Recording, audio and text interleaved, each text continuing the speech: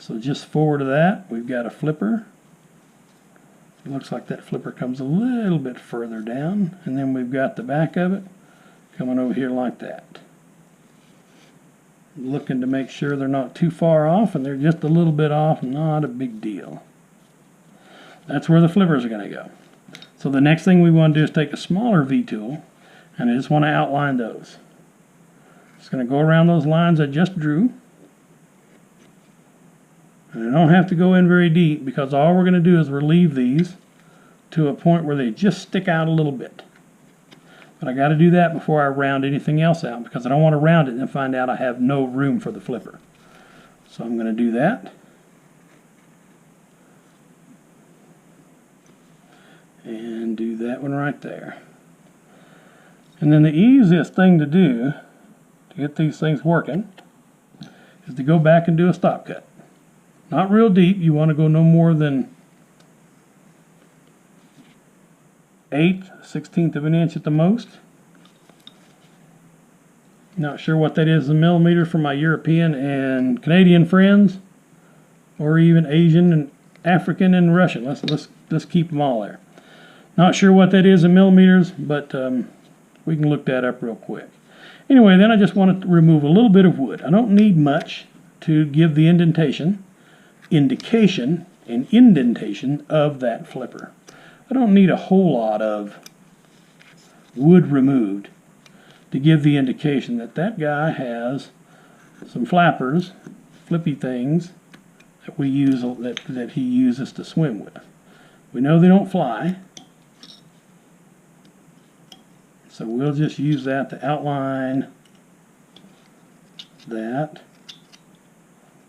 back of that flapper.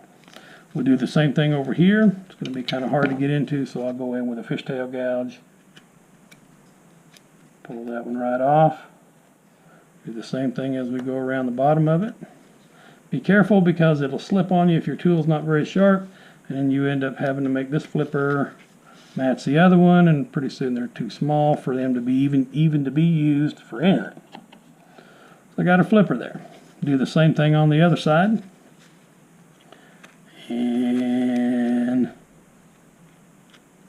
remove that excess wood down in those grooves. Do it here. And with just a few cuts and a little bit of wood removal, we've outlined those flippers. And again, we can go back and make them deeper. Carving is a removal art. You can take it off. It's hard to get it back on. I haven't said that, I've done that. We'll talk about that in another video. How to fix your mistakes, because the adage is a good carver knows how to make mistakes, an expert carver knows how to fix them. Or something to that extent. I've heard it a lot of different ways.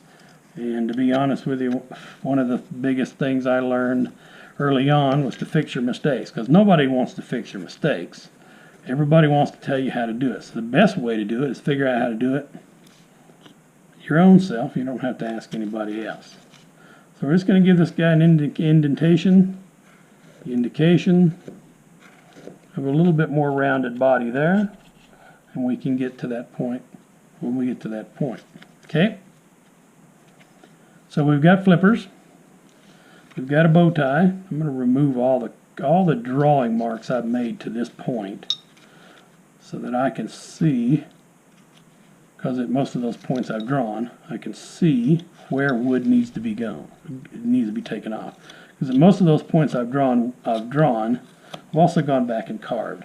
So I want to remove all the lines that I got all around this little body. Alright, and we'll stop right there, and we'll wait for the next video in which we're going to do the feet. The feet are not the easiest thing to do, but they're not too bad either. Mostly it's cross grain and up and down, and then in between this little tight window here. So we'll use some smaller tools to get in there, and we'll work on the bottom, and we'll start adding the final details. Till then, keep carving, having fun, and if you're not having fun, find a way to make it fun. This is supposed to be a lot of fun and a good hobby, so find a way to do that if there's any way you can. We'll talk to you on the next video. Thanks for tuning in. See you then.